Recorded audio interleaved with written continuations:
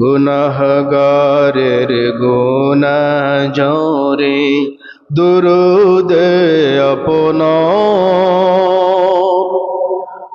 রোজ হাসরে তোরাইবেন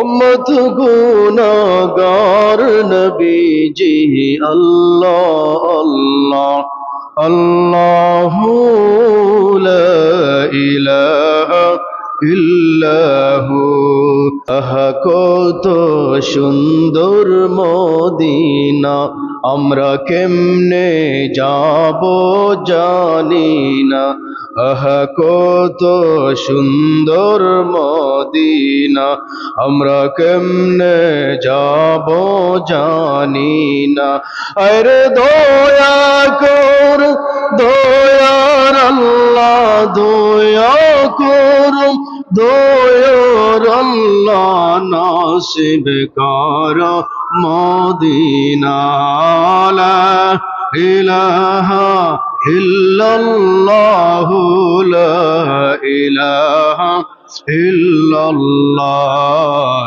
ইয়া যাল জালালি ওয়াল ইকরাম ইয়া হান্নানু ইয়া মান্নান ইয়া যাল জালালি ওয়াল ইকরাম ইয়া হান্নানু ইয়া মান্নান ইয়া রহমানু ইয়া রহিম ইয়া রহমানু ইয়া রহিম ইয়া যাল জালালি ওয়াল ইকরাম লা ইলাহা ইল্লাল্লাহ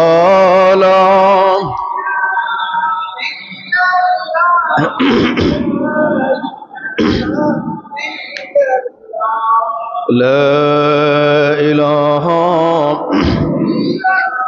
إلا الله محمد رسول الله صلى الله عليه وسلم সম্মানিত মুসাল্লিয়ানে কেরাম সামিন এজাম পর্দানিশে আমার মা ও বোনেরা উপস্থিত আল্লাহ প্রেমিক নবী প্রেমিক ওলি আউলিয়া প্রেমিক আহলে সুন্নাত ওয়াল জামাতের অনুসারী মুসাল্লিয়ানে কেরাম প্রথমেই আমি জানাচ্ছি ইসলামের শান্তির বাণী আসসালামু আলাইকুম ওয়া রাহমাতুল্লাহ।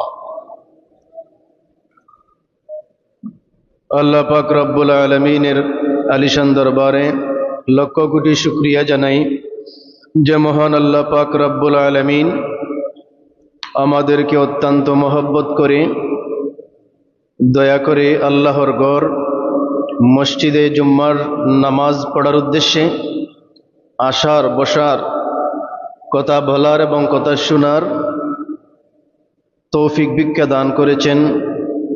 এজন্য আমরা সবাই দিল মন উজাড় করে দিয়ে অন্তর দিয়ে একবার কালিমাতে শুকুর আদায় করি। আমরা সবাই বলি আলহামদুলিল্লাহ। আল্লাহ পাক রব্বুল আলামিন বলেন লাইন শাকারতুম লাযীদান্নাকুম ওয়া লাইন কাফারতুম ইন্না আযাবী লাশাদীদ। আল্লাহ পাক রব্বুল আলামিন বলেন যে বান্দা আমার শুকরিয়া আদায় করে আমার নিয়ামতের শুকর আদায় করে আমি আল্লাহ পাক রব্বুল আলামিন ওই বান্দাকে আমার নিয়ামত বাড়িয়ে দেই। পড়ুন সুবহানাল্লাহ।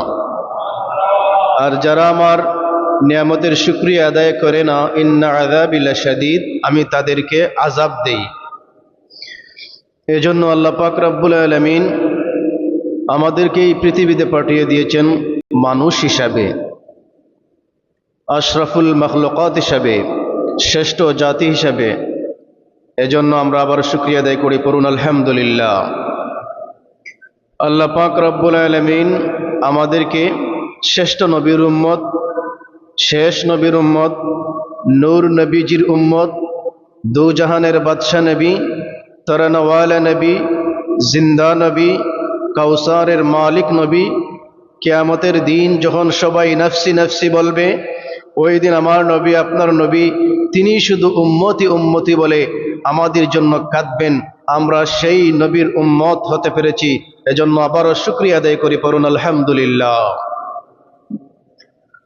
আল্লাহ পাক রব্বুল আলামিন আমাদেরকে এমন নবীজি দান করেছেন যার উপর একবার দুরূদ শরীফ পাঠ করলে আল্লাহ পাক রব্বুল আলামিন 10টা রহমত নাজিল করে দেন, 10টা মর্যাদা বাড়িয়ে দেন, 10টা গুনাহ মাফ করে দেন। পড়ুন সুবহানাল্লাহ।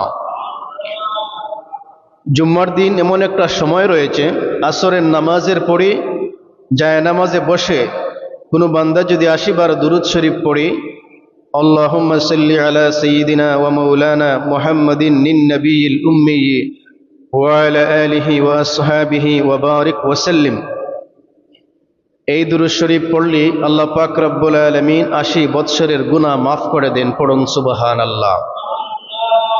আমরা শুকরিয়া আদায় করি যে আল্লাহ পাক রব্বুল আলামিন আমাদেরকে উম্মতে মুহাম্মদ রাসূলুল্লাহ সাল্লাল্লাহু আলাইহি ওয়াসাল্লামের উসিলায় আমাদের উপর নামাজ ফরজ করে দিয়েছেন, 5 ওয়াক্ত নামাজ। শুধু তাই নয়,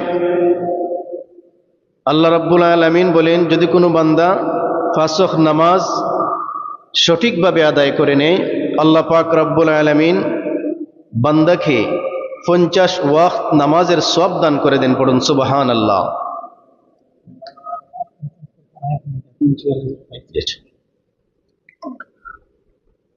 এজন্য নামাজ পড়তে হবে। হাদিসে কুদসির মধ্যে বলেন যে বান্দা ফরজ আদায় করে, হজ, যাকাত, নামাজ, রোজা, বিশেষ করে নামাজ যখন বান্দা আদায় করে, ফরজ আদায়ের পাশাপাশি বান্দা যখন নফল ইবাদত করে, নফল বন্দেগী করে, আল্লাহ পাক রব্বুল আলামিন বলেন আমি ওই বান্দাকে ভালোবেসে ফেলি। তখন বান্দা আমার বন্ধু হয়ে যায়, তখন বান্দার হাত আমার কুদরতি হাত হয়ে যায়, বান্দার চোখ আমার কুদরতি চোখ হয়ে যায়, বান্দার পা আমার কুদরতি পা হয়ে যায়। বান্দা যখন ইচ্ছা করে তখন তার ইচ্ছা আমি পূরণ করে দেই, আর বান্দা যখন নিরাপত্তা কামনা করে আমি আল্লাহ পাক রব্বুল আলামিন তাকে নিরাপত্তা দান করে। পড়ুন সুবহানাল্লাহ।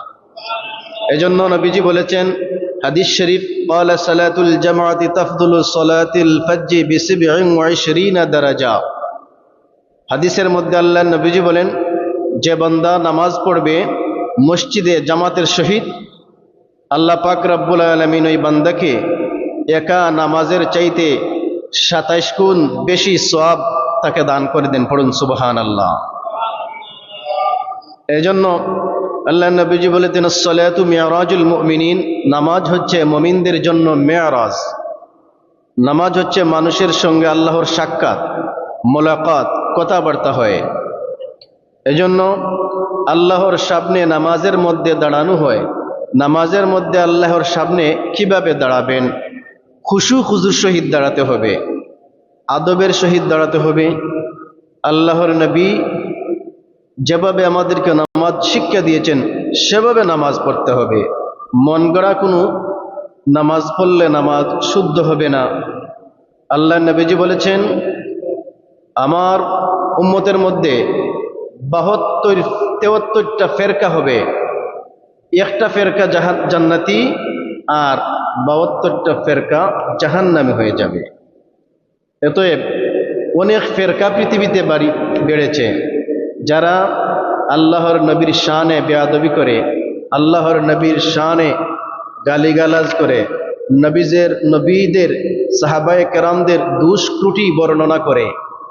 ওই মানুষগুলা তারা নিজেরা জিনা করে, চুরি করে, বদমাশি করে, ওটাকে জায়েজ করার জন্য সাহাবায়ে কেরাম জিনা করেছেন, নবী ভুল করেছেন, ওগুলা রেফারেন্স তুলে তারা নিজেদেরকে জিনা এবং তাদের ভুল জায়েজ করতে চায়। এরা হচ্ছে বাতিল ফেরকা। ওই 72 দলের ফেরকার মধ্যে বাতিল একটা ফেরকা, যারা আল্লাহর নবী এবং সাহাবায়ে কেরামদের মহব্বত তাদের অন্তরে পয়দা করতে চায় না। তারা নবীজির দুষ্কুটি, সাহাবায়ে কেরামের দুষ্কুটি এগুলা খুঁজে খুঁজে বের করে বই পর্যন্ত বের করে দিয়েছে। পড়ুন নাউজুবিল্লাহ। একমাত্র দল জান্নাতি আহলে সুন্নাত ওয়াল জামাত, যাদের অন্তরে রসুলের মহব্বত রয়েছে, সাহাবায়ে কেরামদের মহব্বত রয়েছে, অলি আউলিয়া কেরামদের মহব্বত রয়েছে, আলিম উলামাদের মহব্বত রয়েছে। আল উলামা ওয়ারাসাতুল আম্বিয়া, নবীজি বলেছেন আলিম উলামাগণ হচ্ছেন নবীগণের ওয়ারিস, নবীগণের উত্তরসূরি। পড়ুন সুবহানাল্লাহ। এজন্য বর্তমান জামানা অত্যন্ত ভয়ঙ্কর জমানা, মনে হয় জাহেলিয়াতের যুগ চলে এসেছে। চতুর্দিকে খুন, দর্শনের যুগ যেন চলে আসছে।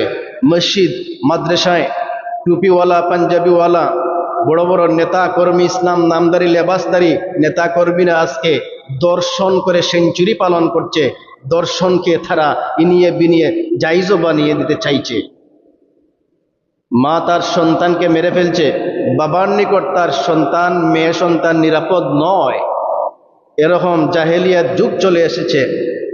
সম্মানিত মুসাল্লিয়ান কেরাম, ইসলামকে ধ্বংস করার জন্য যুগে যুগে বাতিলরা মাথা ছাড়া দিয়ে উঠেছে।